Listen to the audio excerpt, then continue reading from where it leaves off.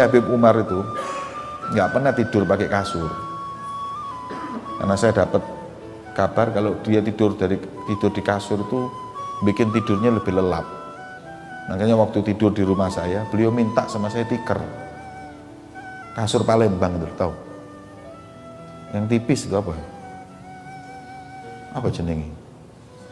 Kasur Palembang, orang bilang kasur Palembang tipis, itu beliau paling suka sampai sekarang.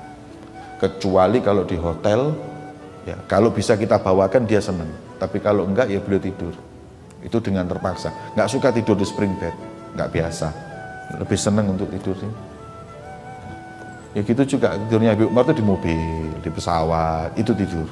Ya, di pesawat aja kadang-kadang kitab dibaca. Saya kalau pernah menemani Habib Umar naik pesawat 9 jam lebih pesawatnya, itu beliau di tengah di pesawat itu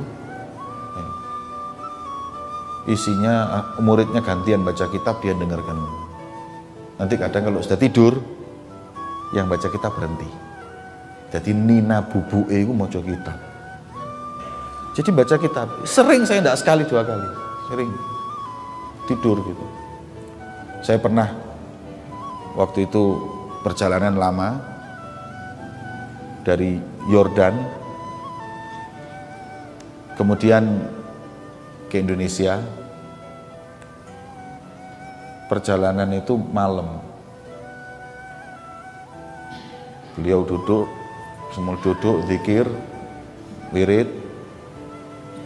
Setelah itu semuanya tidur, ditutup semua, pesawat ditutup semua, selimut. Ya.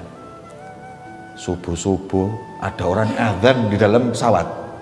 Allahu Akbar, Allahu Akbar. Saya ngelilir ya, iki pesawat, apa masjid, apa aku turun di langgar ini. Saya ngelilir. Oh, kemudian sadar, saya lihat Habib Umar lagi azan di pesawat. Azan, hadirin, ngadeg azan. Padahal di situ ada bule, ada bus, gak ngurus wis. Ya. Kemudian beliau wudhu, sholat. Habis sholat, wirid, habis isyraq tidur lagi. Memang waktunya itu makmur, tidak kosong dari hal yang nggak manfaat, ibadah toh. Pernah naik pesawat pribadi, tanya, ini perjalanan berapa? 1,5 jam.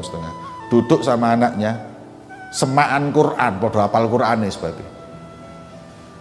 Lah yang saya heran, yang punya pesawat itu gak tahu dijak ngomong belas umur. Gak terus ngomong, "Beb, sehat alhamdulillah, ngene wis mari tek ngomong mbek anake, ayo mandek, satu mukrok berhenti, anaknya yang teruskan. Beliau dengarkan, kalau salah dibenerin. Waduh gak nggawa Qur'ane kabeh iki, apalan kabeh. Ndelok ngono subhanallah. Jadi waktunya itu makmur hadirin untuk kayak ngono. Nek 1,5 jam aku mbek kon ngrasani wong enak. Lah gak kerasa moro-moro nyampe. Wis gitu itu waktunya. Nanti kalau sudah kadang-kadang itu pernah naik kereta api sama saya, sama Habib Thohir Al-Kaf waktu itu juga, saya masih ingat. Dari mana ke Pekalongan kalau nggak salah, dari Jakarta Pekalongan atau apa. Hari Kamis malam Jumat. Kemudian kereta apinya ini berangkatnya mungkin jam 3-an, setengah 4 gitu. Nyampenya itu kalau nggak salah jam 8 atau jam berapa. Pas malam Jumat, adatnya wiridnya Habib Umar setelah sholat itu baca maulid. Ya. Di gerbang itu, di satu gerbong itu, tahu-tahu beliau itu baca doa, wa ila hadratin nabi, Fatihah. Setelah baca Fatihah semuanya, Habib Umar langsung, Ya Rabbi salli ala Muhammad habibika syafi'il musyaffa. Ya Rabbi, kan rombongan ada sekitar 20 orang, sholawat kabeh, bingung sak gerbonge. Oh, maulid. Sudah, saya kira cuman ya Robi enggak, terus sampai baca fasal, qasidah.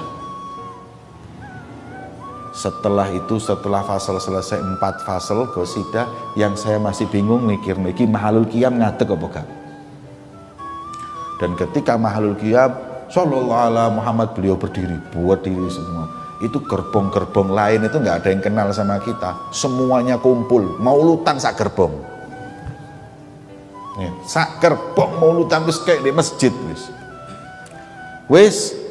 Setelah maulid selesai, kalau di Darul Mustafa biasanya setelah maulid ceramah. Beliau setelah qiyam nyuruh Habib Thohir Al-Kaf untuk ceramah. Bib, bicara Habib Thohir, Bib, iki sepur loh Bib.